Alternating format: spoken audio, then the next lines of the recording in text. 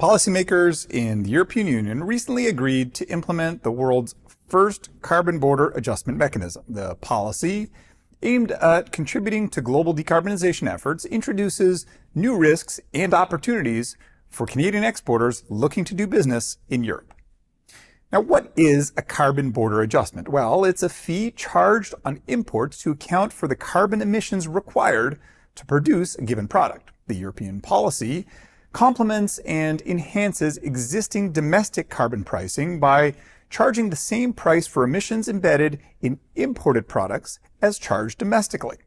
Ultimately, this allows the EU to incentivize decarbonization and prevents evasion of these regulations by relocating production to unregulated jurisdictions. The first phase of the policy takes effect on October 1st, 2023, when EU importers will be required to report on the carbon emissions released throughout the production processes of certain imported products. Currently, these products include steel, iron, cement, fertilizer, aluminum, hydrogen, and electricity, but additional products may be announced at a later date.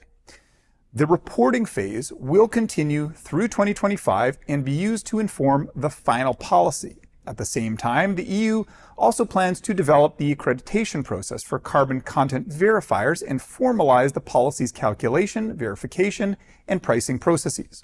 Currently, little is known about verification requirements except for the EU's intent for all declared emissions to be validated in a report by an accredited verifier. These requirements won't take effect until the full implementation of the policy in 2026. At that time, the mechanism will begin to phase in fees for the designated imports. Importers will need to buy CBAM certificates equal to the total carbon embedded in their imports. The price for these certificates will be directly linked to domestic European carbon prices. If any imported products are already subject to carbon pricing in their country of origin, those costs would be deducted from the final fees. The policy reduces the competitive advantage of exporters from non-carbon pricing countries and for those less focused on emissions reduction.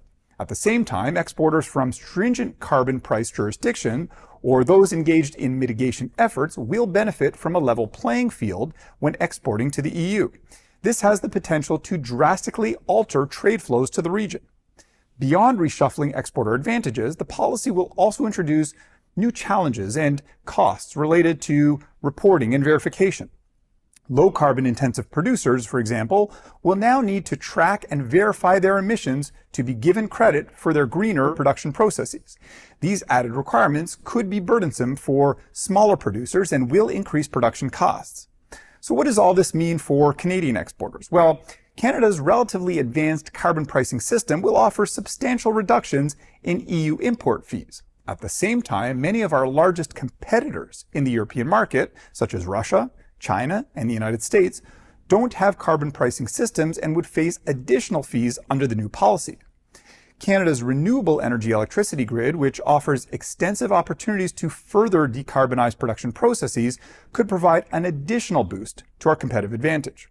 Overall, the implementation of the EU policy offers significant opportunities for Canadian exporters in key industries if companies are prepared.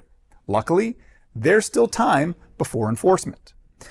Some major risks for Canadian exporters include new costs for obtaining policy compliance, time invested in assessing organizational opportunities, and investments in scaling up capacity to meet new demands. After Canadian firms build their carbon reporting capabilities and potentially bolster productive capabilities, they may still have trouble connecting with EU importers who must now reevaluate all of their suppliers. The bottom line, the EU's carbon border policy introduces more uncertainty and challenges for global suppliers, but Canadian exporters are uniquely positioned to capitalize on these developments. With less than 3 years until fees are phased in, forward planning and action is key to leveraging our ability to meet the evolving demands of the European market. To learn more about this topic, please check out our detailed report on edc.ca.